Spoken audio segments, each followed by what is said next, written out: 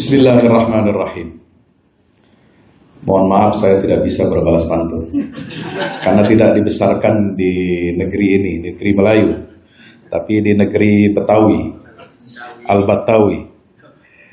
Bismillah walhamdulillah wassalatu wassalamu ala rasulillah wa ala alihi wa ashabihi wa man tabi'ahu wa nasarahu wa wala la hawla wa la quwwata illa billah. Bismillah, qul ja'al haqq wa zahaqal batil innal batila kana zahuqa wa nunazzilu minal qur'ani ma huwa shifaa'un wa rahmatan lil mu'minin wa la yazidu zalimina illa khasara. Yang sama-sama kita hormati Bapak Bupati Kabupaten Ketapang yang diwakili oleh beliau yang berbahagia, staf ahli Bupati. Siapa namanya? Saya tidak ada hafal namanya. Mohon maaf saya tidak diberikan list namanya ini yang bagi para tamu-tamu undangan ini. Yang kami hormati, sama-sama kita muliakan Ketua DPW PKPRMI Provinsi Kalimantan Barat yang diwakili oleh Abangda Pak Ahmad Mupahri ya. Kalau beliau agak dengar saya namanya tadi karena sama-sama di Majelis Tablik. Yang saya hormati, kami muliakan Bapak Kapolres atau yang mewakili, yang saya hormati Ketua Umum pimpinan-pimpinan Ormas Islam, baik itu dari Nahdlatul Ulama, ahlan wa sahlan, dari Muhammadiyah, juga ormas Islam yang lainnya yang mohon maaf tidak dapat kami sebutkan satu persatu, terutama seluruh hadirin hadirat yang berbahagia, seluruh pengurus DPD PKPRMI Kabupaten Ketapang yang alhamdulillah pada pagi hari ini tadi kita turut menyaksikan pelantikan dan juga akan menyelenggarakan rapat kerja daerah pada petang atau pada siang sampai petang hari nanti. Bersyukur kita kehadirat Allah Subhanahu wa taala. Seraya kita mengucapkan alhamdulillahi rabbil alamin. Alhamdulillah kita masih diberikan kesehatan, nikmat panjang umur, nikmat kita dapat bersilaturahim, bertatap muka. Walaupun bapak-bapak, ibu-ibu, adik-adik, abang kakak, abang adik semuanya ini terlihat segar bugar. Kalau saya terlihat menyegarkan diri sendiri. Karena terus terang saya baru tidur 3 jam. Tadi malam baru sampai dari Perlis, naik pesawat dari Alor Star, lalu kemudian transit di Kuala Lumpur. Kuala Lumpur delay 1,5 jam. Baru sampai Jakarta pukul 8:30 malam dan sampai ke rumah pukul 10.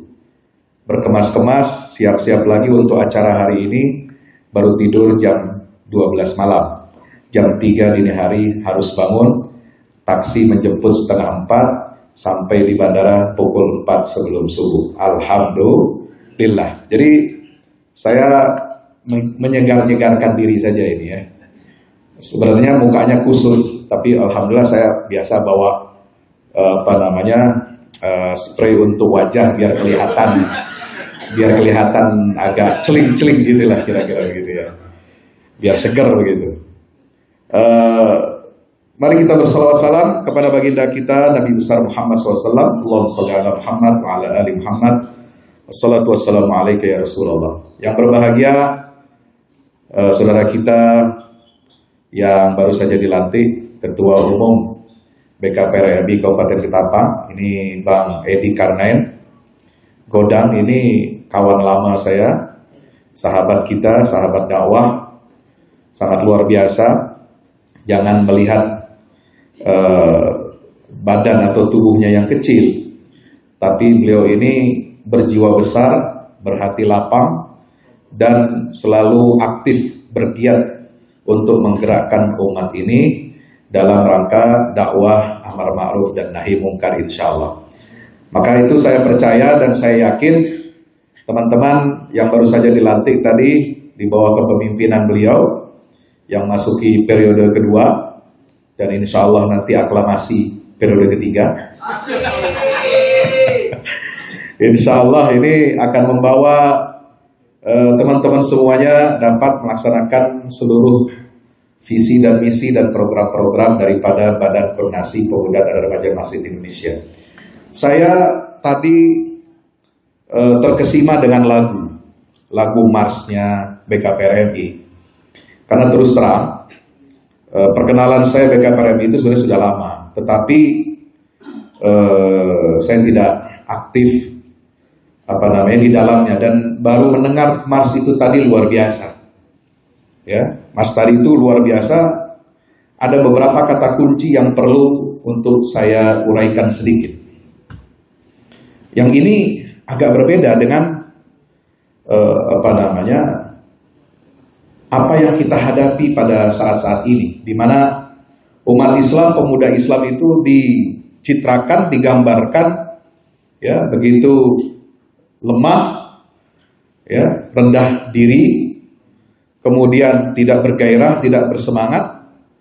Tapi di dalam mars itu mengandung kata kunci yang sangat luar biasa, yang menggambarkan bagaimana idealnya seorang pemuda dan remaja masjid. Situ ada kata atau ada istilah muwahhid. Muwahhid ini tentu saja yang pertama artinya menunjuk kepada orang yang mengesahkan Allah Subhanahu wa Ta'ala. Karena kita sebagai Muslim adalah muwahhid. Ya, tauhid, kalimat tauhid adalah la ilaha illallah Muhammadur Rasulullah. Kita semua insya Allah bertauhid kepada Allah. Tetapi yang agak sulit bukan hanya bertauhid kepada Allah, tetapi juga bisa mentauhidkan umat. Ya, bagaimana umat ini memahami, menghayati, dan mengaplikasikan ajaran-ajaran tauhid, itu yang penting. Serta mentauhidkan dalam pengertian mempersatukan umat. Ini yang susah. Ya, kita bicara lantang. Ya ayyuhalladzina amanu ittaqullaha haqqa tuqatih wa la tamutunna illa wa antum muslimun. Wa'tasimu bihablillahi jami'an wa la tafarraqu. Oh, hebat. Ya, di mimbar-mimbar, di khutbah, ya, di pengajian selalu disampaikan, tetapi dalam prakteknya ya, ini ada jarak antara teori dengan prakteknya. Ya. Kita pandai mengajak orang untuk bersatu. Kita pandai bicara toleransi terhadap perbedaan antar umat beragama, tetapi kita tidak pandai bertoleransi dengan umat yang seakidah dan seagama dengan kita. Betul betul. Assalamualaikum. Udah ngopi ya? Nah, ini PR kita semua Bapak Ibu sekalian. Kita sulit untuk bertoleransi bahkan dengan yang seakidah. Kalau dengan non muslim, oh hebat. Ya. Bahkan ucapan salamnya lintas agama pun dipakai pula sama kita kan. Padahal nggak ada keharusan itu. Ya, bahkan mohon maaf ya, dalam beberapa aspek, beberapa segi kalau kita teliti apa yang diucapkan istilah-istilah salam dalam agama lain itu bertentangan dengan tauhid kita. Ya. Maka itu sewajarnya saja lah. Sebagai muslim, pejabat muslim, ya assalamualaikum, selamat pagi, salam sejahtera, udah cukup. Ya. Ini bukan saya berarti ini Ustaz radikal ya, tidak toleran kepada agama. Bukan, kita toleransi dalam muamalah. Ya. Tapi dalam perkara-perkara tauhid, perkara akidah, nggak boleh kita asal-asalan dalam bertoleransi. Gitu ya. Nah, jadi ini tantangan seluruh pengurus daripada Badan Koordinasi Pemuda dan Remaja Masjid Kabupaten Ketapang, juga wilayah Kalimantan Barat ini, bagaimana kita harus meneguhkan visi, organisasi, perilaku, ya, dan praktek keberagaman kita ini yang betul-betul dapat mempersatukan umat. Mempersatukan umat bukan berarti menyeragamkan, ya, beda. Tadi Pak staf ahli bilang, ini seragamnya agak warnanya berbeda ini satu hitam, satu biru muda. Jangan-jangan ketua umumnya dari caleg Nasdem ya. Agak jealous ini, kok ini pakai pakaian seragamnya 02, kan begitu. Ini baru dugaan saya, kira-kira begitu ya. Padahal ini sudah luar konteks ya, sudah dalam pilpres kita aman lah, bebas lah ya. Jadi ini kan istilah simbol-simbol ini dalam masyarakat Indonesia ini memang sangat unik dan seru Pak, ya Pak Kapolres ya. Orang pakai baju, saya buat buku baru yang insya Allah akan di launching. Judulnya Wahai Anakku, Benahi Adabmu dan Bersihkan Hatimu. Itu gambar cover bukunya saya pakai baju warna putih, ya baju putih, celana hitam, ya celana hitam atau krem gitu saya lupa gambarnya. Kemudian anak saya, jadi saya di foto itu dalam posisi berhadapan dengan anak saya sedang berdialog. Anak saya pakai bajunya itu lengan panjang juga warnanya sama biru muda begini.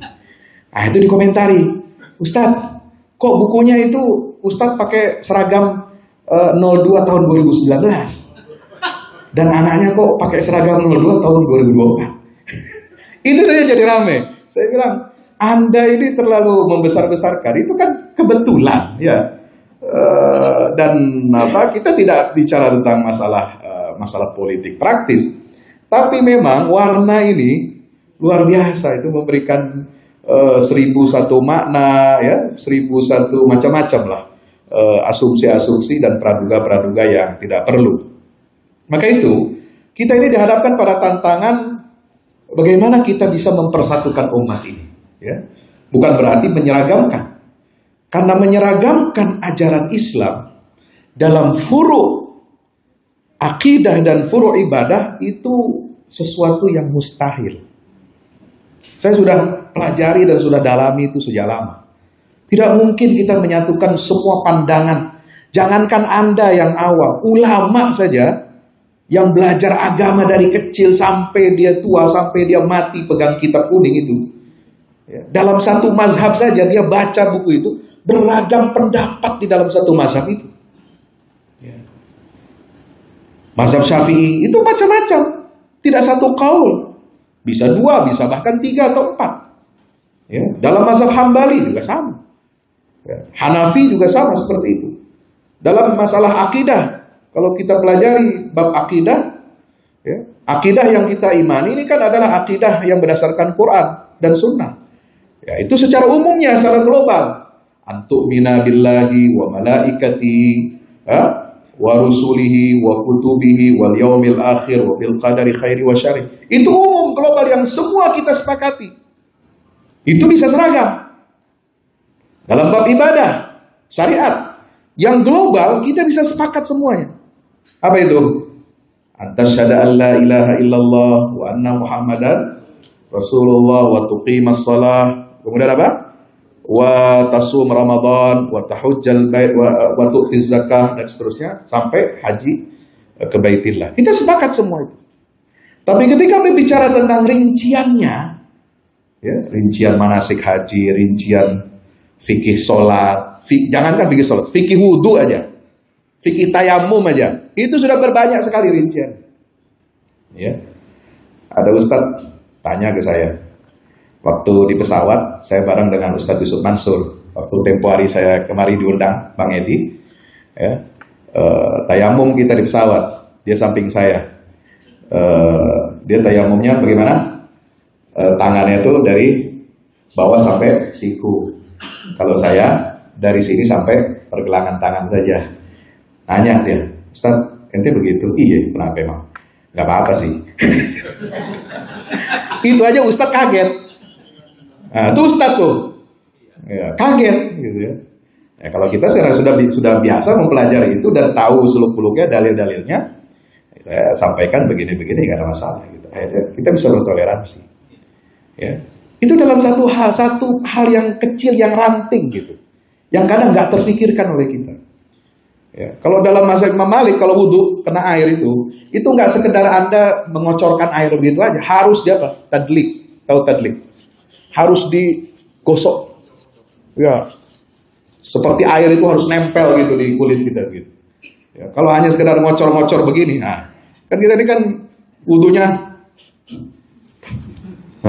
ya kan, sampai kaki pun nggak pernah kita sentuh gitu. Nah, itu sah sebagian mazhab. Ya, tapi yang lain itu enggak loh, bukan sah, bukannya diterima, enggak sah. Menurut siapa? Mazhab Imam Malik. Ya, harus ditadlik, harus digosok, bukan diusap lagi, digosok. Gitu. Ada lagi dalam masalah kepala, ya. Kalau kita wudu basuh kepala itu ada yang cukup 3 lembar, 3 helai gitu kan, udah cukup sah. Gitu. Ada yang setengahnya, ada yang harus semuanya. Mengikuti sunnah Rasul, bahkan sampai ke telinga itu 1 kali usapan. Jadi ini telah macam-macam. Menyeragamkan nggak mungkin Pak, kita nggak bisa maksa orang. Betul? Insya. Maka itu saya kira kader-kader BKPRMI, para pengurus dari pusat sampai ke daerah ini harus memahami tugas kita semua sebagai pemersatu umat. Artinya kita dapat merajut kebersamaan, ya. Karena merajut kebersamaan ini penting, ya. Membangun ukhuwah, bahkan bekerja sama, ini yang penting. Jangan sama-sama kerja, ya. Satu kerja sendiri ngurusi ini, satu kerja sendiri nggak ada koordinasi. Padahal yang diurusi sama, gitu. Ini kan mubazir energi umat itu. Akhirnya kemudian apa? Terpisah-pisah, tercerai-berai, dan kemudian tidak ada yang merajutnya. Saya baru kembali kemarin, saya cerita flashback lagi karena baru tadi semalam saya tiba dari Malaysia. Kami menghadiri peresmian, ya, berdirinya sebuah lembaga yang diinisiasi oleh Raja Muda Perlis, tuanku yang Duli yang teramat mulia. Nah, kalau bapaknya Duli yang maha mulia, karena bapaknya masih hidup. Ini putra mahkota. Itu singkatannya lain-lain itu. Ya, istilahnya Malaysia memang begitu ya. Kalau raja-raja negeri itu. Kalau ayahnya Duli yang maha mulia, Baginda Raja Sirajuddin Jamalulail, nah, putranya ini Duli yang teramat mulia, Syed Faizuddin putra bin Sirajuddin Jamalulail itu menginisiasi berdirinya sebuah majelis namanya Majelis Ilmuwan Nusantara. Ya, kita membahas bagaimana pendirian para ulama kemarin dalam 2 hari itu, pendirian ulama terhadap keberagaman Ahlus Sunnah wal Jamaah. Ya, karena Ahlus Sunnah wal Jamaah ini satu istilah yang umum, yang semua kelompok umat Islam tuh mengaku paling Ahlus Sunnah wal Jamaah. Ya, yang paling benar lagi. Yang lainnya salah. Yang lainnya sesat gitu kan. Padahal sama-sama kalau kita telisik, ajaran pokoknya bahkan sebagian besar cabangnya itu masih sama. Ya, dalam kategori, dalam lingkup ruang besar namanya Ahlus Sunnah wal Jamaah. Cuma kadang-kadang egoisme, ta'assub, fanatisme kelompok itu yang menyebabkan kita menganggap bahwa kelompok dan pemahaman kita inilah yang paling benar. Maka kita rumuskan di sana. Bagaimana kita harus bertoleransi di antara sesama umat muslim, sesama Ahlus Sunnah wal Jamaah. Ya, meskipun masing-masing kelompok memilih pilihan mazhabnya. Ya, kalau Nahdlatul Ulama dan organisasi massa lainnya seperti Perti, ya, Al-Wasliyah mungkin ya, Matlu Anwar itu memilih mazhab Syafi'i dari 4 mazhab, juga menerima mazhab yang lain dalam 4 mazhab itu, atau dalam akidah Maturidi dan Asy'ari, maka yang lain berhak juga memilih mana yang dianggapnya lebih tepat, lebih sesuai dengan manhaj yang diyakini. Ya, ada yang memilih dalam akidah mazhab Ahlul Athar, Ahlul Hadis, ya, imamnya adalah Imam Ahmad bin Hanbal. Ada yang memilih Asy'ariyah dengan pemimpin imamnya adalah Abdul Hasan al-Asy'ari. Ada Imam Maturidi atau disebut dengan Imamul Hanafiyah, yaitu Imam Abu Mansur al-Maturidi. Ini semua masih dalam kerangka kita harus merajut persatuan. Gak boleh kita kemudian main mudah menuduh dan menyematkan label-label kesesatan kepada sesama muslim yang masih dalam ruang lingkup Ahlus Sunnah wal Jamaah yang dijamin oleh Rasulullah SAW kebenarannya. Ya, ma alaihi ana wa ashabi, itu hadisnya. Ya, alaikum bisawadil azam. Ya, kemudian lagi alaikum bisunnati wa sunnatil khulafa'ir rasyidin. Ini harus kita tanamkan bersama. Soal rinciannya, ya, bagaimana memahami ayat ini tentang sifat Tuhan dan lain sebagainya, itu sudah masuk ranah furu' akidah. Benar menurut satu kelompok belum berarti benar menurut kelompok yang lain. Salah menurut satu kelompok belum berarti salah menurut yang lain. Maka disitulah kita harus berlapang dada dan menerima perbedaan-perbedaan. Demikian pula bangsa kita. Ya, bangsa kita ini Masya Allah berbangsa-bangsa, bersuku-suku, ya. Sebagaimana Al-Quran mengatakan, ya ayuhan nas inna khalaqnakum min dzakarin wa untha wa ja'alnakum syu'uban wa qabaila lita'arafu. Jadi bangsa Indonesia ini, Pak, luar biasa. Meskipun konon Republik Indonesia itu adalah nation state, tetapi realitasnya, faktanya, ini negara ini, itu tidak murni nation state. Apa itu nation state? Negara yang dibangun berdasarkan satu suku, satu bangsa. Nggak ada. Bangsa Indonesia itu terdiri dari beragam suku dan bangsa. Ya. Nation state yang ada di Amerika, di Eropa, itu tidak sama dengan nation state yang ada di Indonesia. Kalau di Eropa, satu negara dengan negara lain, yang hanya dipisah dengan apa? Jaraknya mungkin 1 jam perjalanan, ya 2 jam naik mobil, itu sudah beda negara, beda bahasa, beda bendera. Tapi coba kita Indonesia, luar biasa. Ya, dari ujung barat sampai ujung timur, itu luasnya lebih lebar daripada benua Eropa, tetapi kita bisa menjadi sebuah negara kesatuan. Ya, berbeda-beda suku, berbeda-beda bangsa. Ya, di Indonesia ini kan ada yang berasal dari apa? Dari bangsa Arab, dari Yaman, Hadramaut. Ada yang dari bangsa Cina, ya kan? Sampai kemari. Ada yang dari bangsa India datang kemari. Ya, bahkan dengan membawa agamanya masing-masing. Yang dari India bawa agama Hindu, betul? Betul. Jadi jangan sampai kita bilang Islam itu agama impor. Halo? Kenapa Anda tidak bilang Hindu agama impor? Ya, paham sampai sini? Orang bangsa Cina datang ke Nusantara, bawa dia agamanya, Konghucu, Buddha, Buddhisme. Gak ada kita mengatakan Buddha agama impor. Tapi kenapa sih orang-orang di sini sebagiannya, ya, oknum-oknumnya itu bencinya kepada Islam itu luar biasa sampai mengatakan Islam itu agama impor? Saya nggak ngerti. Ya. Ini harus kita perbaiki, Pak. Cara memandang sejarah kita ini harus kita perbaiki. Jangan berteriak-teriak NKRI Pancasila tapi kita nggak ngerti sejarah bangsa kita sendiri. Bahkan menyudutkan, menghina agama kita sendiri itu luar biasa. Inilah ghazul fikri, perang pemikiran yang dihadapi oleh kaum muda kita.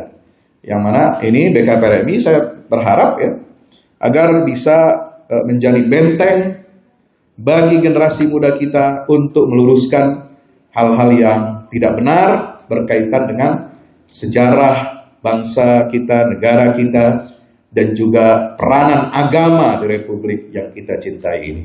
Itulah yang saya inginkan dari kata muwahhid, mempersatukan. Yang kedua tadi disebut dalam Mars itu apa? Mujahid. Oh, ini luar biasa. Dijabarkan dalam Mars itu apa? Pembela kebenaran. Ya, pembela kebenaran. Jadi bela yang benar, jangan bela yang bayar. Betul? Assalamualaikum. Iya dong. Apapun partainya Anda silakanlah. Mau duduk di mana, di partai apa silakan, tapi bawalah ini semangat Islam. Ya. Perjuangkan nilai-nilai Islam. Ya. Jangan yang memperjuangkan Islam itu hanya partai Islam. Itu keliru.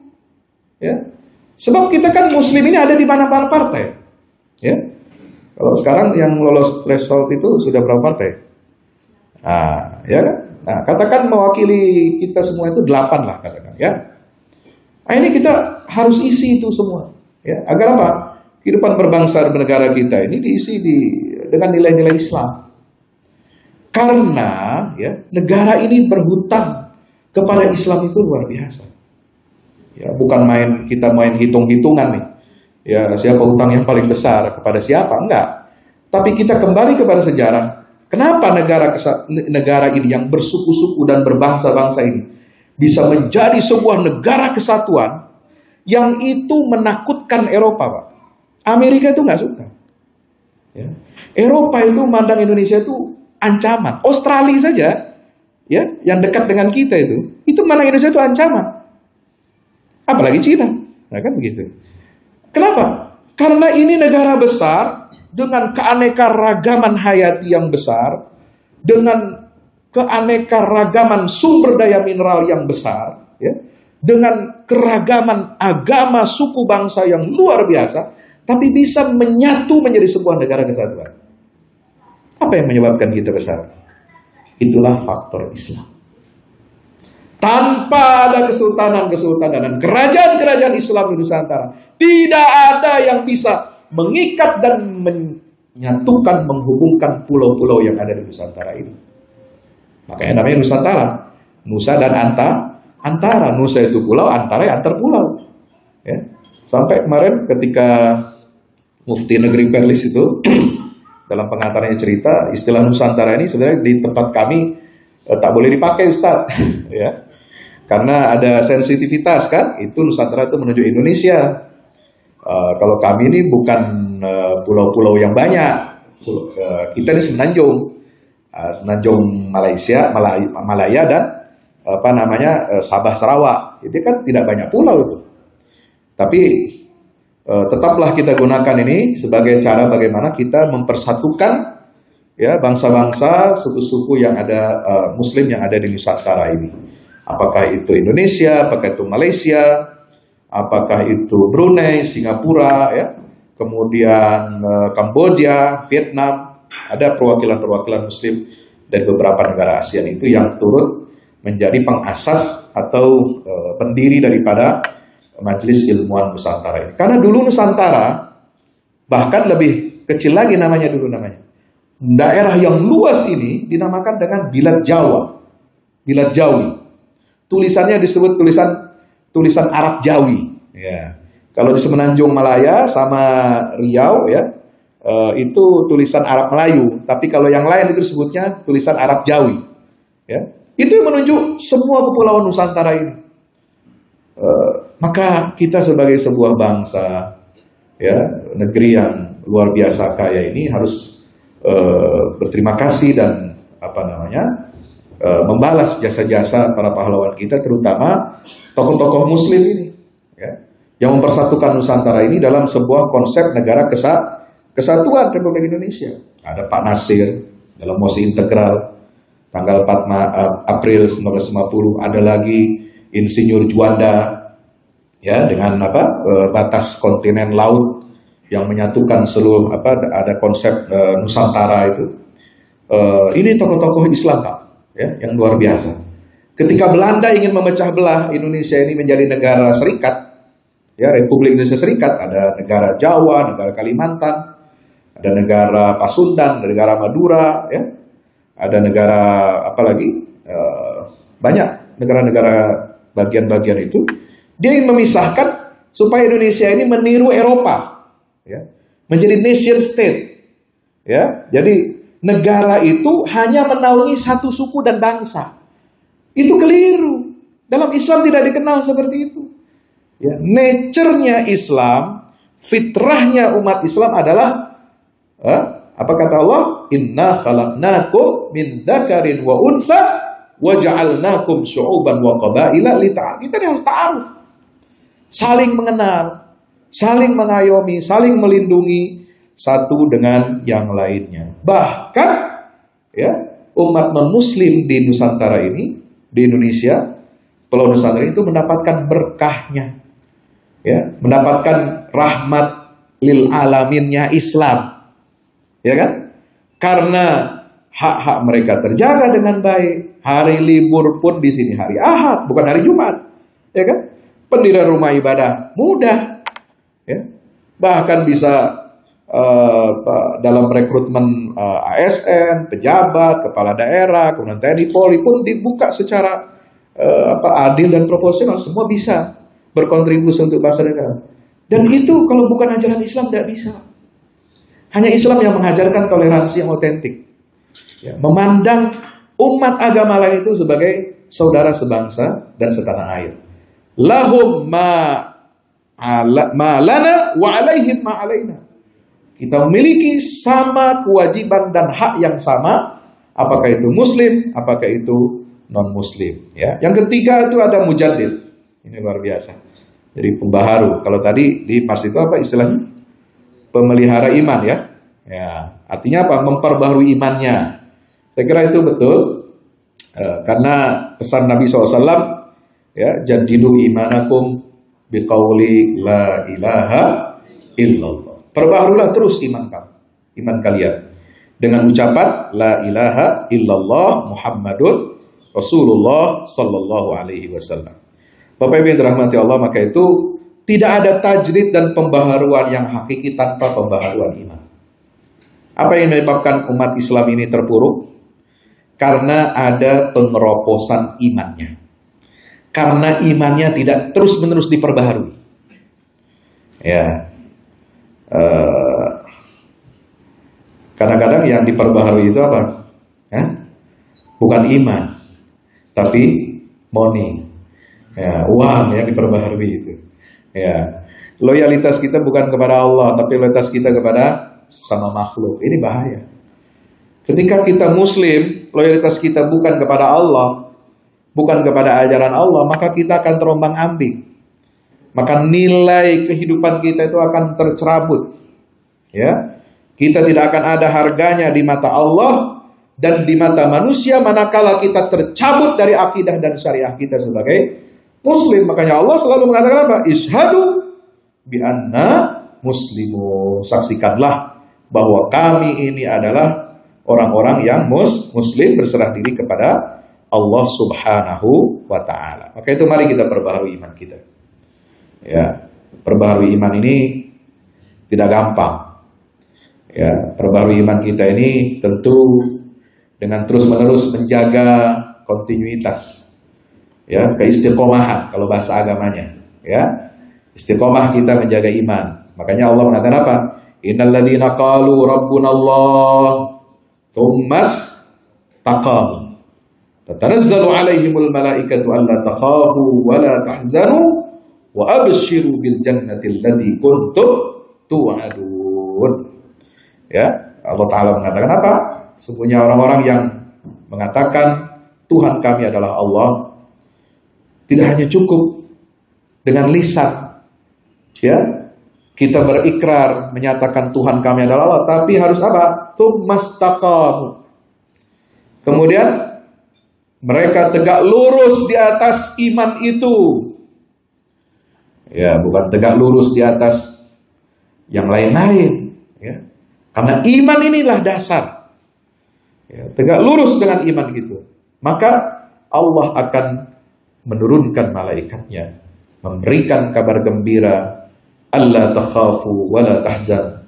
Kehidupan kita seberat apapun, kita tidak akan takut untuk menghadapi berbagai macam tantangan dan cobaan. Jangan kamu takut. Wa la tahzanu, jangan kamu bersedih. Wa abshiru, kata Allah Ta'ala, ya, berilah kabar gembira kepada orang-orang yang beriman dan istiqamah dalam imannya itu, bil jannatil lati kuntum tu'adun. Itu dengan surga Allah yang telah dijanjikan kepada mereka. Ada istilah yang keempat tadi saya catat, musyaddid. Ya. Tapi ini musyaddid ini agak, kalau dalam bahasa Arab itu artinya keras ya. Tapi di situ artinya pelurus, betul? Ya, dalam Mars itu saya nggak hafal Marsnya, cuma tadi saya lihat, saya renungi sambil saya ya sedikit menyanyikan gitu ya. Meluruskan yang bengkok itu penting. Tapi jangan memaksa. Ya. Karena Nabi mengatakan apa? Walan yusaddad dina ahadun illa ghalabah. Kalau ada orang Islam mempersulit ya agamanya, ya, maka dia pasti akan kalah. Ya. Ini kita nih mau apa namanya sholat ya terus menerus hanya dibolehkan dalam keadaan berdiri, itu akan merepotkan. Bagaimana kalau kita di pesawat? Bagaimana kalau kita di kereta? Ya, bagaimana kita di dalam bis perjalanan panjang misalnya 6 jam, kemudian belum ada waktu rehat gitu ya, nggak bisa turun ke musola dan lain sebagainya. Itu kan menyulitkan lah. Kalau sholat itu sahnya hanya berdiri, tidak ada rukhsah, itu merepotkan, Pak. Ya. Tidak ada syariat tayamum, itu sangat merepotkan. Ya. Makanya Islam ini apa? Ya, mudah, lentur. Ya, makanya Nabi mengatakan, "Inna hadzal dina yusrun." Agama Islam ini mudah, tapi jangan ente bikin dibikin mudah-mudah lalu kemudian apa? Kita meninggalkan, ya, kita mengentengkan, nggak boleh. Tapi sebaliknya, agama ini bukan keras. Walan yusaddad dina ahadun illa ghalaba. Kalau ada seorang muslim yang mempersulit dan mengeraskan dia punya praktek keberagamaannya, maka dia pasti akan kalah. Ya, kenapa? Karena manusia ini tunduk kepada fitrah. Maka setiap praktek kita dalam beragama itu juga harus mudah, lentur, basyiru wala tunafiru, yassiru wala tu'assiru. Berikanlah kemudahan, ya, jangan kalian mempersulit. Berikanlah kabar gembira, jangan bikin orang lari terbirit-birit. Insya Allah. Ya, yang kelima itu istilah apa tadi? Mu'addib. Nah, ini penting. Ya, pendidik. Dari kata adab. Ya, Rasulullah bersabda, "Adabani Rabbi fa ahsana ta'dibi." Allah telah mendidik saya, mencetak saya. Jadi Nabi itu cetakannya, akhlaknya, perilakunya, wa innaka la'ala khuluqin azimnya, semua perkataannya, ucapannya, tindak tanduknya, itu semua cetakan Allah. Takdib dari Allah Subhanahu wa ta'ala. Ya. Maka itu kita sebagai muslim harus punya adab. Ya. Selain berilmu, harus punya adab. Bahkan para ulama mengatakan adab berada di atas ilmu. Adab harus didahulukan sebelum ilmu.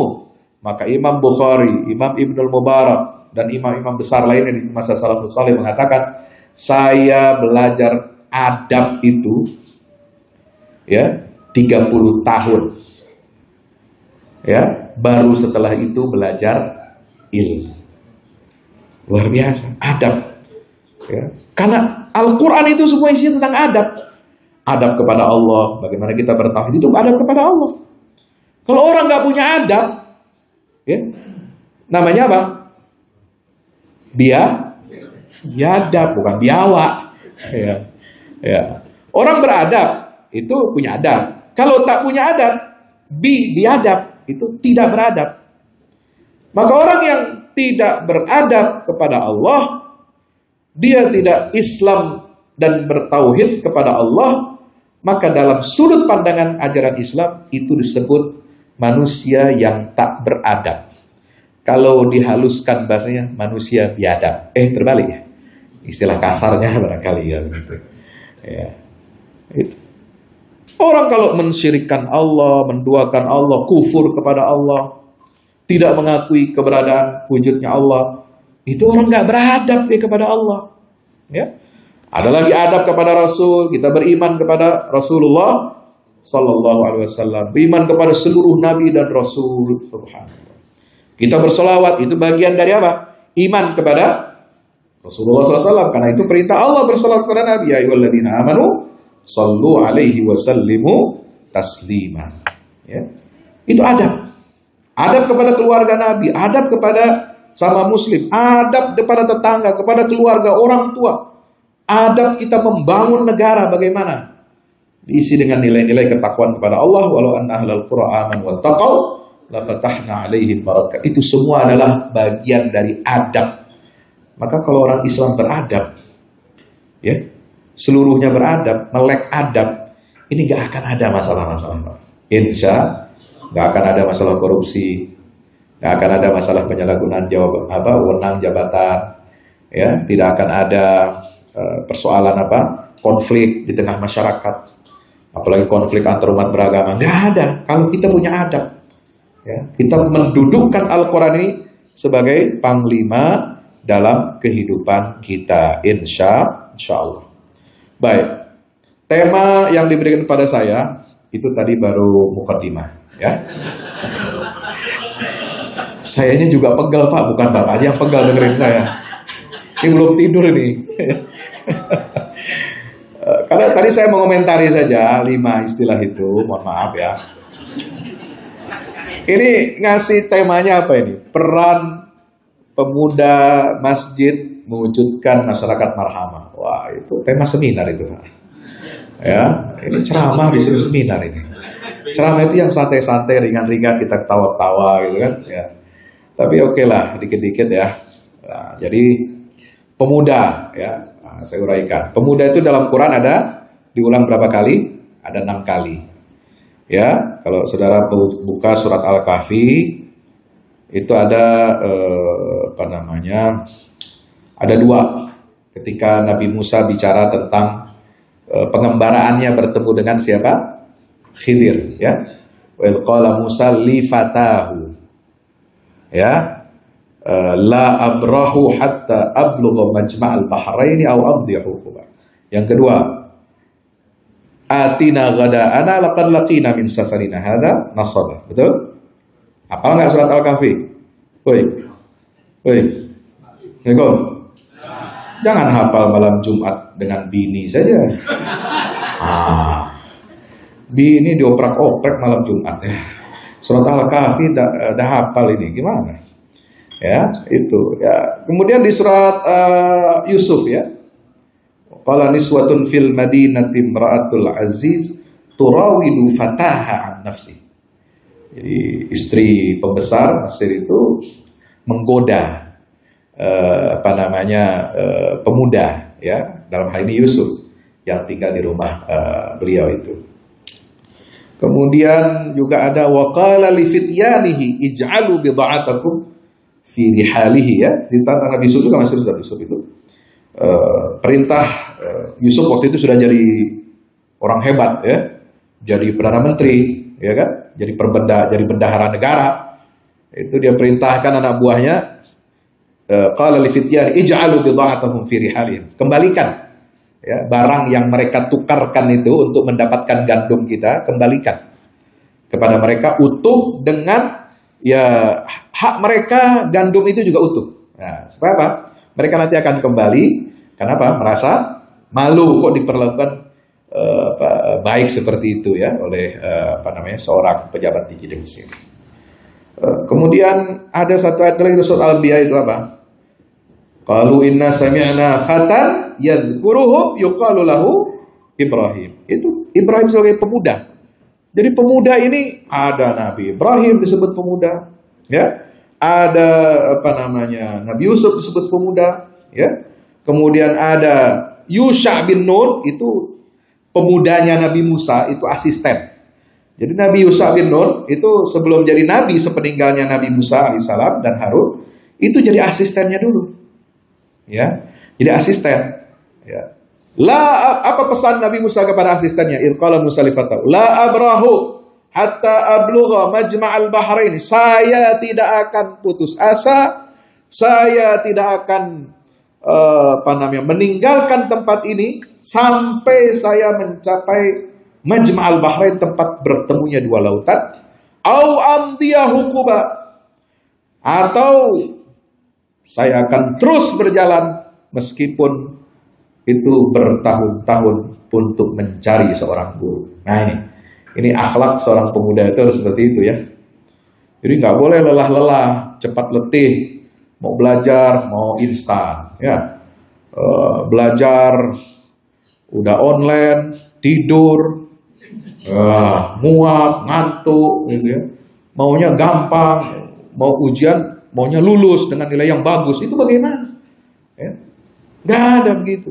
Jadi harus capek letih. La abrahu hatta ablugha majma'al. Nabi Musa saja yang orang berilmu tinggi, ya, wawasannya luas, ditempa dengan pengalaman-pengalaman yang luar biasa oleh Allah Subhanahu Wa Taala, itu disuruh belajar lagi kepada Nabi Khidir. Ya, abdan ya. Atainahu rahmatan min indina wa 'allamnahu min ladunna ilma. Ya. Harus belajar ketemu. Kata Allah, kamu temuilah itu seorang hamba yang kami telah berikan dia atainahu rahmatan. Ya, kami telah berikan dia rahmat dan kami telah ajarkan dia ilmu yang min ladunna, yang bersifat langsung dari sisi Allah Ta'ala. Maka saya sangat tertarik dengan penjelasan ada seorang dai ya terkemuka itu menyampaikan di Mesir ya, cerita tentang Nabi Musa dan Khidir ini sebenarnya adalah mencerminkan ya, ini bukan menafsirkan bahwa sosok Musa dan Khidir itu tidak real, tidak nyata, tidak faktual, enggak. Tapi itu adalah sebenarnya dialog yang mencerminkan dialog antara ilmu dengan takdir, antara akal pikiran manusia dengan skenario dan takdir Allah. Lisannya Nabi Musa itu mewakili ilmu manusia. Ilmu manusia itu muktasab, dicari, dipelajari, diusahakan. Tapi lisannya Nabi Khidir yang mengucapkan, saya bunuh ini karena begini, ya kan? Karena orang tuanya anak ini akan jadi anak durhaka di kemudian hari. Kemudian saya tenggelamkan kapal itu, saya lubangi itu karena nanti akan disita oleh raja yang zalim. Saya bangun lagi tembok yang hampir runtuh karena di bawahnya ada harta pusaka 2 anak yatim. Itu lisan Nabi Khidir itu adalah mewakili ilmunya Allah, takdir Allah. Jadi antara ilmu dan takdir Allah lebih hebat mana? Ilmu manusia dengan takdir Allah hebat mana? Kalau kata Ibnu Athaillah itu ada terkenal ya, ucapan bahwa ilmu kita itu tidak akan bisa mengalahkan apa yang sudah ditetapkan dalam qada dan qadarnya Allah Subhanahu wa taala. Bapak Ibu dirahmati Allah, itulah ciri pemuda. Jadi pemuda harus punya apa? Semangat membela kebenaran seperti Nabi Ibrahim, semangat menuntut ilmu seperti Nabi Yusha bin Nun, asistennya Nabi Musa itu, ya. Kemudian punya ilmu, ya, seperti Nabi Yusuf. Apa ilmu Nabi Yusuf? Ya, innakal yauma ladaina makinun amin. Ya, bukan amin 01, bukan. Ya. Kemudian apa? Ij'alni ala khazainil ardi inni hafizun alim. Ini surat ayat berapa itu? 53-54 surah Yusuf ya. Jadi Nabi Yusuf itu pemuda yang punya apa? Amanah, kejujuran yang luar biasa. Ya, kemudian dia punya apa? Sifat menjaga amanah itu dengan sebaik-baiknya. Karena yang dia pegang ini aset negara. Ya, perbendaharaan negara. Kalau dia tidak kuat iman, tidak kuat manajerialnya, tidak kuat komitmennya untuk menjaga kekayaan negara, maka habis itu kekayaan negara dicolong sama maling-maling itu. Ya, sama dengan negeri kita ini kaya raya Pak. Tapi kenapa rakyatnya masih banyak yang di bawah garis kemiskinan? Ya karena dicolong. Apakah dicolong oleh orang asing datang ke sini dengan buat MOU perjanjian-perjanjian dengan pejabat-pejabat ya, atau memang ya kita ini salah dalam tata kelola kekayaan alam sehingga tidak netes sampai ke masyarakat yang terbawah gitu. Maka ini harus hati-hati. Maka harus ada pengelola negara itu punya sifat apa? Penyelenggara negara itu punya sifat apa? Hafizun. Ya, dia punya komitmen kuat untuk menjaga aset negara ini jangan sampai ya dicuri, jangan sampai dirampas oleh orang lain. Alim, punya ilmu wawasan yang luas. Nah, ini pemuda-pemuda BKPRMI saya harapkan memiliki sifat-sifat yang mulia seperti itu. Selain ada Ashabul Kahfi, ada ini dan sebagainya, itu innahum fityatun amanu birabbihim wa zidnahum huda. Masjid itu diulang dalam Quran ada 16 kali dalam Al-Quran, istilah al-masjid atau la masjidun ya dan seterusnya, itu menunjukkan apa? Tempat sujud. Ya, jadi masjid itu jangan dibayangkan istilah masjid itu seperti masjid kita sekarang. Ya, ada sempurna bangunannya. Ada mihrabnya, ada kubahnya, ada menaranya, ya. ada temboknya kiri kanan semua. Dulu ya istilah Quran dalam Quran itu masjid itu adalah tempat untuk bersujud. Ya, makanya kenapa Masjidil Aqsa disebut dalam Al-Quran Masjidil Haram?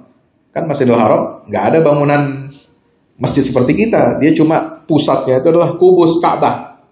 Ya, Masjidil Aqsa itu nggak ada masjid seperti yang kita lihat ada Masjid Qibli itu, tapi dia adalah pelataran area sepersegi 14,4 hektar itu. Ya, yang itu tempat itu sangat disucikan oleh Allah Subhanahu wa taala karena situlah pusat dakwah para nabi dan Rasul sallallahu alaihi wasallam.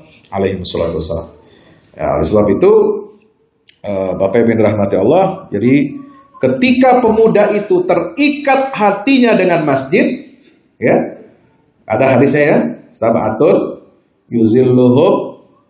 yuzilluhumullahu fi zillihi yauma la zilla illa zilluh. Salah satu diantaranya apa? Rajulun qalbuhu mu'allaqun bil masajid. Ya, seorang muslim, seorang laki-laki, seorang pemuda itu masuk kategori rajulun, di mana hatinya senantiasa terhubung, terikat dengan masjid. Artinya apa? Dimanapun dia berada, dimanapun dia beraktivitas, dia akan selalu mengingat misi dia sebagai hamba Allah, sebagai khalifah di atas muka bumi. Ya, maka orientasi hidupnya adalah menghambakan diri kepada Allah. Maka dia senantiasa selalu terikat hatinya untuk bersujud kepada Rabbul Izzah Jalla Jalaluhu Subhanahu wa ta'ala. Nah, yang terakhir, marhamah. Apa itu marhamah? Masyarakat, saya kira istilah masyarakat dalam Quran itu nggak ada. Ya, disebutkan musyarakah itu nggak ada. Kalau dalam Al-Quran itu istilahnya ya qaum, apa namanya, ayuhan nas gitu. Tapi masyarakat ini memang istilah yang unik. Ya, di bahasa Indonesia itu diserap dari bahasa Arab. Ya, dari kata musyarakah. Musyarakah itu dalam sistem ekonomi Islam itu ada dibahas khusus ya, seperti muzaroah, ada musyarakah dan lain sebagainya. Maka musyarakah itu menunjukkan arti keterlibatan banyak pihak, kontribusi banyak pihak, berserikat ya dalam satu perkumpulan, satu negara, satu nation, itu musyarakah.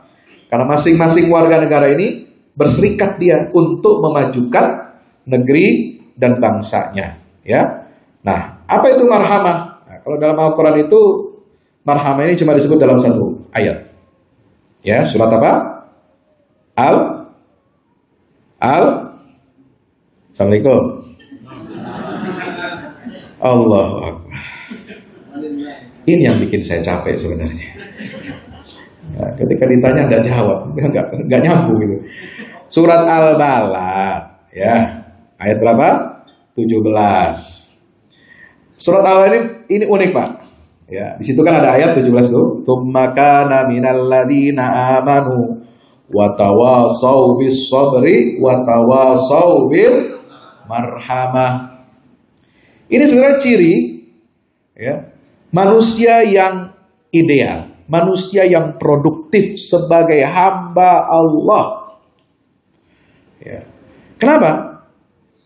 Di awal ayat surat Al-Balad itu kan Allah bersumpah, la uqsimu bihadzal balad wa anta hillun bihadzal balad.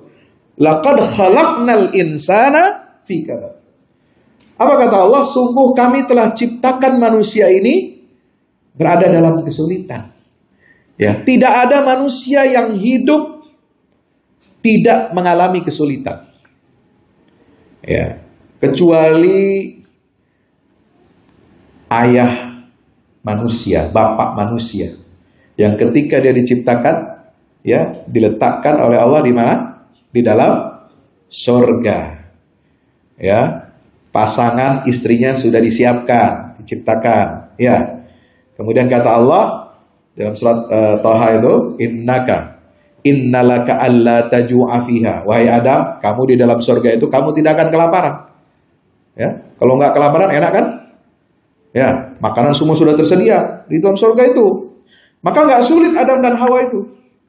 La taju'a fiha, nggak akan kamu kelaparan. Wala ta'ra, kamu nggak akan telanjang. Ada pakaiannya, lengkap semua. Ya. Wa annaka la tazma'u fiha, kamu nggak akan kehausan. Ada minuman, segala macam minuman ada. Sungai-sungai dari susu, dari madu, dari mana-mana ada. Ya, nggak akan kehausan. Wala tadha, kamu tidak akan kepanasan. Artinya apa? Terlindungi dari sengatan sinar matahari. Ada rumahnya, ada tempat berteduhnya. Ya. Maka itu orang tua kita Adam dan Hawa ini diciptakan Allah nggak kesulitan. Tetapi setelah itu Allah mengatakan untuk anak-anak cucu kamu, kami telah ciptakan mereka pasti selalu berada dalam kesulitan. Kita ini harus berjuang. Ya, kita harus berjuang. Bagaimana menjadikan keluarga kita sakinah mawaddah warahmah? Ada perjuangannya, Pak. Nggak bisa simsalabim cuma berdoa. Ya Allah, jadikan saya anak soleh, sakinah mawaddah warahmah. Berdoa doang, tapi nggak ada usaha. Nggak bakal bisa sakinah mawaddah warahmah. Ya Allah, jadikan negeri kami baldatun thayyibatun wa rabbun ghafur. Berdoa doang, tapi nggak ada usaha, nggak ada perjuangannya. Nggak ada amar ma'ruf nahi mungkarnya. Nggak ada namanya baldatun thayyibatun wa rabbun ghafur. Ya. Tidak ada pengawasannya, tidak ada check and balance-nya, tidak ada mekanisme bernegara yang baik, ya, clean governance dan seterusnya. Itu nggak mungkin terjadi. Maka kita harus berusaha, harus menempa diri, ya. Maka di situ Allah mengatakan laqad khalaqnal insana fi kabad. Lalu kemudian, manusia menuju kesempurnaan itu pasti apa? Akan menjalani apa yang namanya harus menundukkan tantangan-tantangan. Falaqtahamal aqabah. Wa ma adraka mal aqabah. Jadi manusia itu dikatakan sukses, berhasil, ya. Kemudian dapat dia meraih hal-hal yang baik dari Allah Subhanahu wa taala, dia harus menundukkan kesulitan-kesulitan, ya, harus harus punya pekerjaan-pekerjaan besar. Dan pekerjaan besar itu jalannya mendaki. Kalau jalannya turun enak, Pak. Ya, nggak pakai gas, ya, nggak pakai kita kopling, itu jalan turun aja enak itu, ya. Tapi jalan turun itu sesungguhnya tidak mengantarkan kita kepada kemuliaan. Orang mulia, orang hebat itu adalah ketika dia berjuang untuk sampai ke puncak, dia harus melewati aral, rintangan, dan jalan yang mendaki. Ya, jadi jalannya dari bawah, tapi dia sampai ke puncak. Itu baru jadi sukses nih.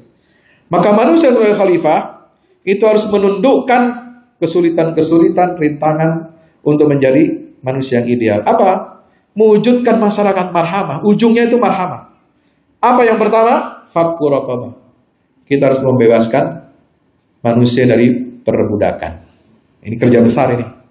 Jadi PR peradaban manusia sekarang, kita harus bersama-sama sebagai muslim, ya, bagaimana mengentaskan umat ini. Kalau dalam bahasa kita sekarang, fakku raqabah itu mengentaskan kemiskinan. Memberdayakan fakir miskin, bukan memperdayakan.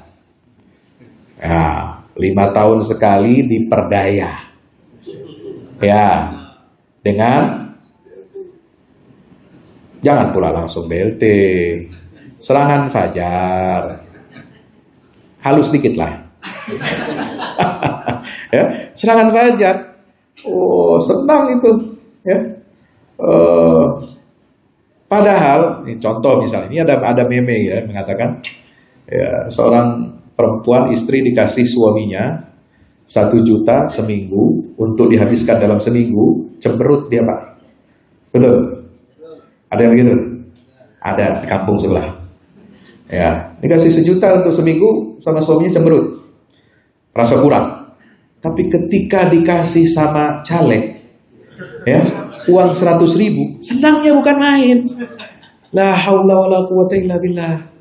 Ya. Padahal itu untuk 5 tahun. Bukan setahun, 5 tahun. 100.000. Apa harganya? Ya. Anda kalau dikasih uang serangan fajar 500.000 saja, setahun cuma dapat 100.000.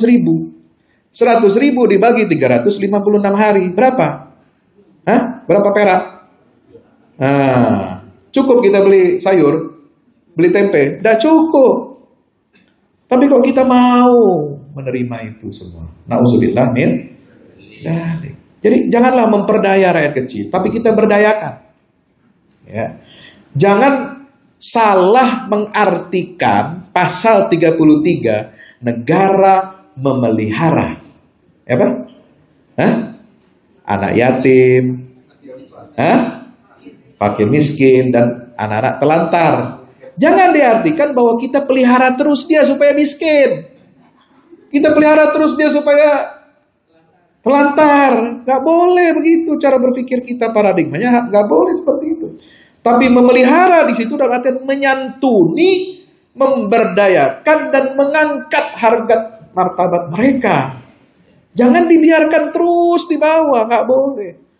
Nah, ini yang kemudian terjadi. Kenapa di negeri kita seringkali centang perenang ini? Karena kita memelihara itu sebagai komoditas 5 tahunan yang mudah dibeli suaranya itu, lalu kemudian ya untuk kepentingan orang-orang jahat yang ingin berkuasa di negeri ini, gitu ya. Jadi Bapak Ibu, maka BKPRMI harus memilih jalan terjal. Kalau ingin jadi orang hebat, nggak bisa jalan menurut, nggak bisa jalan yang enak.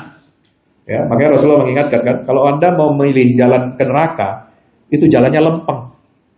Ya, jalannya lempeng, gampang, itu masuk neraka itu. Tapi kalau Anda memilih jalan surga, itu pasti menanjak dan berduri. Ya. Maka BKPRMI, seluruh pimpinannya dan jajarannya harus memilih jalan sunyi, jalan yang mendaki. Untuk apa? Mengentaskan umat ini dari kemiskinan. Fakku raqabah. Ya, tentu kita tidak punya anggaran. Lalu bagaimana Pak Ustadz mau mengentaskan, bebaskan manusia dari kemiskinan? Ya, bekerja samalah. Kolaborasilah dengan pemerintah. Pemerintah punya anggaran. Bagaimana santunan sosial, ya? Bagaimana bantuan-bantuan sosial itu tepat sasaran, ya? Bagaimana rakyat ini setelah pandemi berakhir ini agak kelimpungan ekonominya, maka kita harus segera recovery dan membuat kebijakan-kebijakan, mendorong kebijakan negara ini agar dapat mengangkat ekonomi seluruh rakyat. Yang kedua adalah it'amun fi yaumil dzi masqabah. Ya, kita harus menebarkan sikap kedermawanan. Menuju masyarakat marhamah itu harus apa? Berderma. Ya, mengajak seluruh komponen masyarakat menengah ke atas untuk berbagi kepada yang di bawah. Ya. Kita angkat yang di bawah. Supaya apa? Semakin besar volume besaran kelas menengah ini. Jangan kelas menengah ke bawah itu yang besar. Ini bahaya. Kalau kelas menengah ke bawah yang masyarakat kecil miskin ini terlalu besar sampai 50%, ini bahaya. Negara nggak akan maju-maju.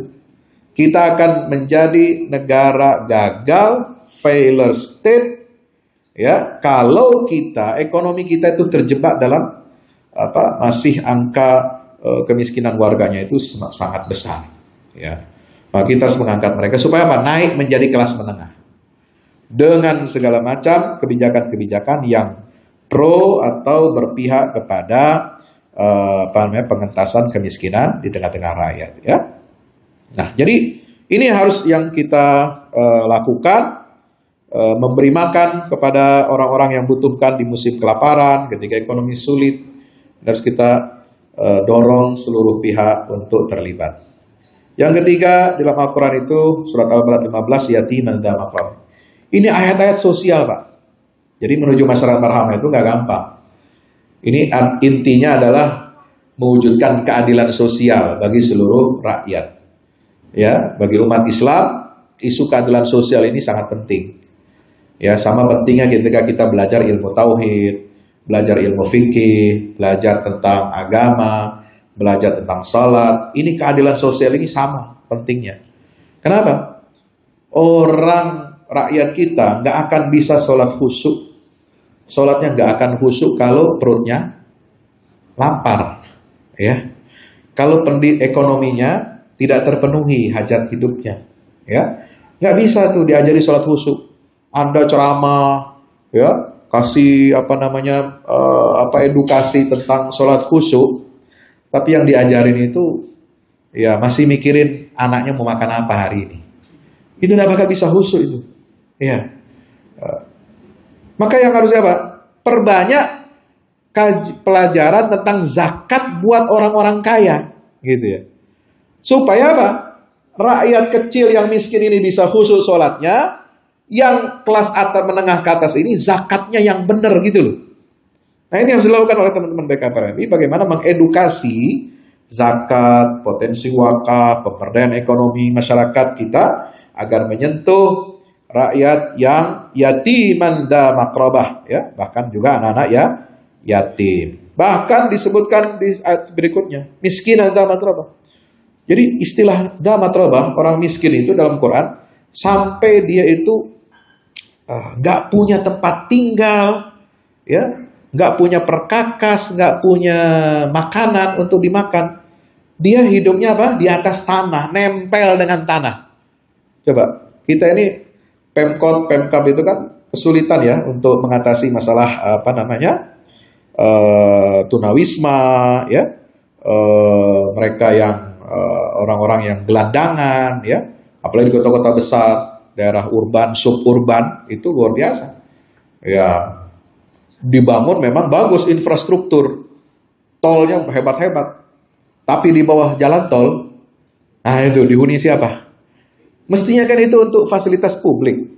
Apakah itu taman, tapi karena rakyat kita tidak menikmati itu, tidak memiliki kekuatan ekonomi, dia bisa hanya tinggal di kolong jembatan.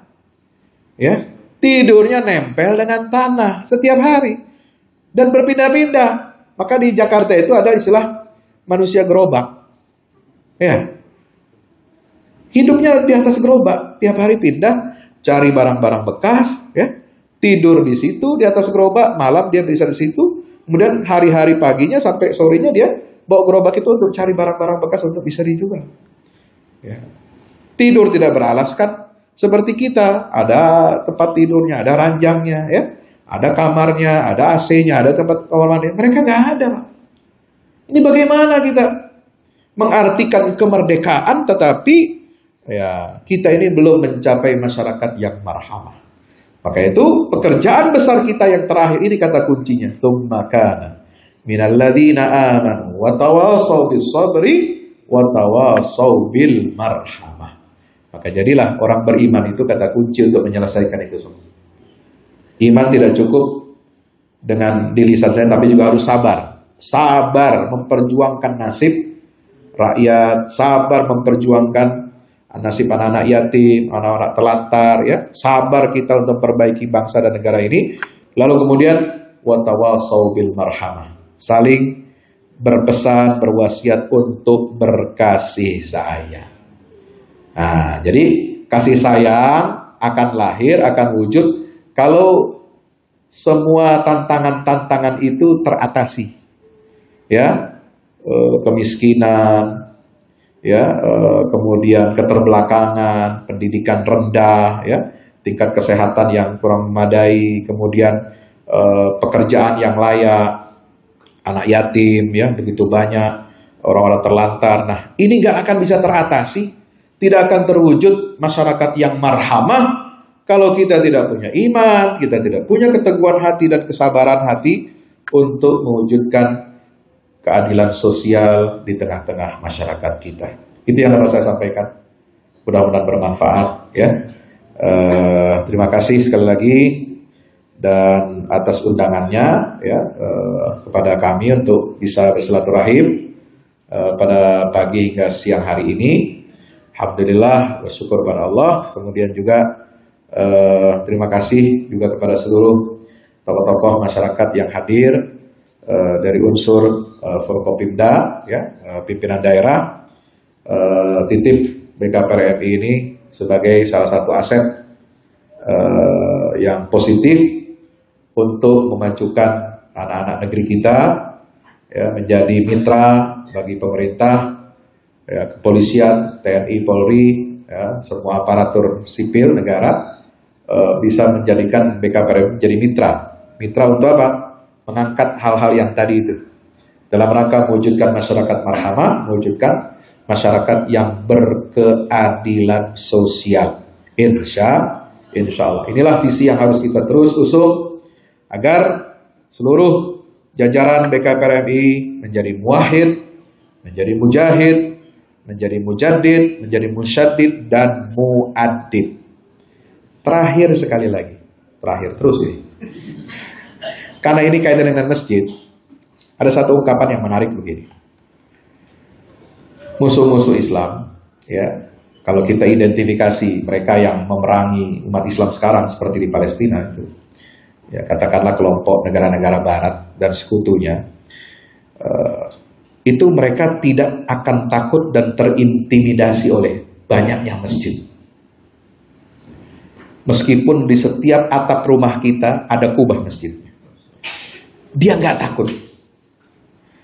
Tapi musuh-musuh Islam itu takut kalau umat Islam ini berperan aktif mewarnai dan menguasai pemerintahan dan negara. Itu yang ditakutkan. Banyaknya masjid itu mereka nggak takut, Pak. Oh, kadang-kadang DMI suka membanggakan diri nih. Masjid di Indonesia ada berapa? 800.000, 750.000, kan? Oh, di Barat banyak pertumbuhan masjid. Mereka nggak masalah, banyak masjid, nggak masalah.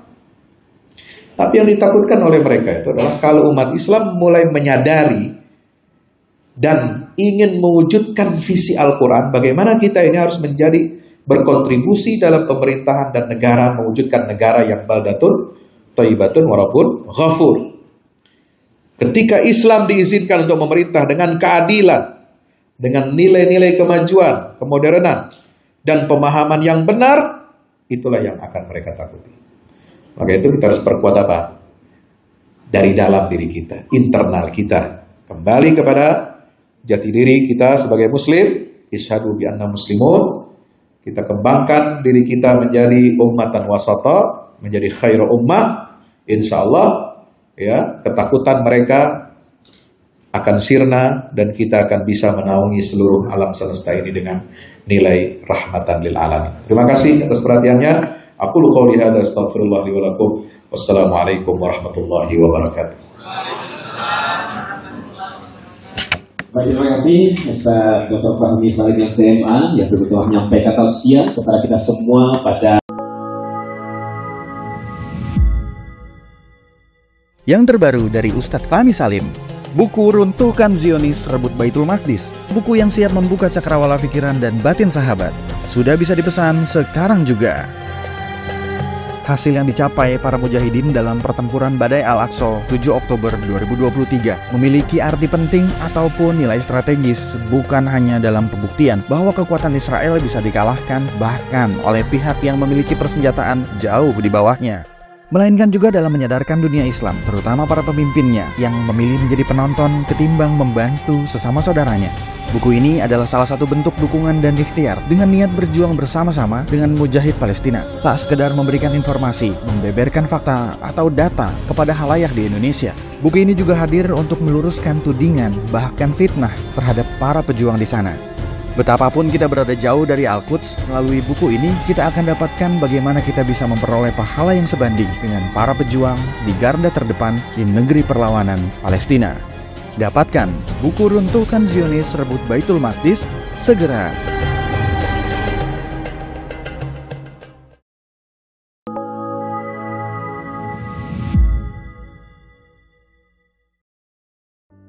Assalamualaikum warahmatullahi wabarakatuh.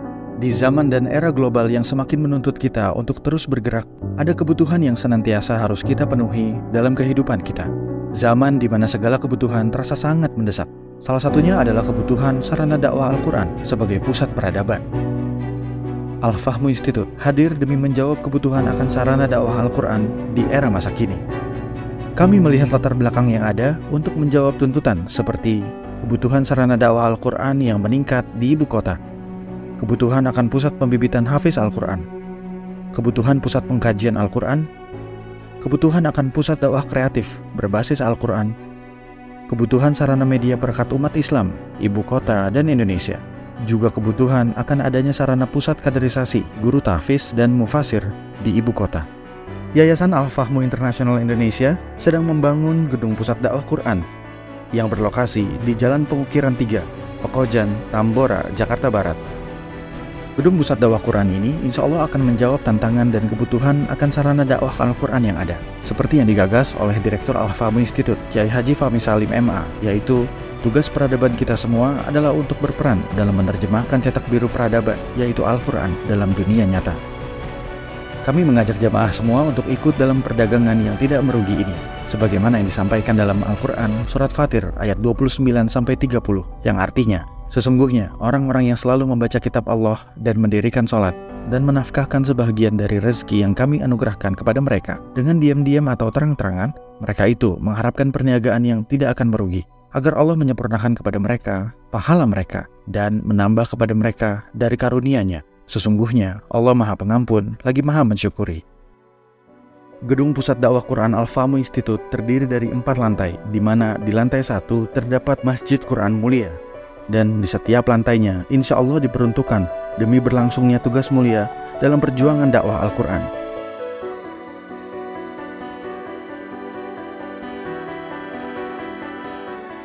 Berikut adalah rencana anggaran biaya yang dibutuhkan dalam pembangunan gedung pusat dakwah Quran.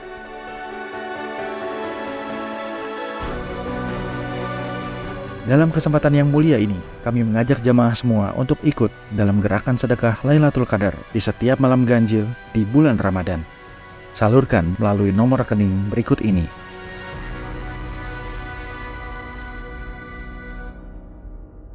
Al-Fahmu Institute, bahagiakan Indonesia dengan dakwah Quran.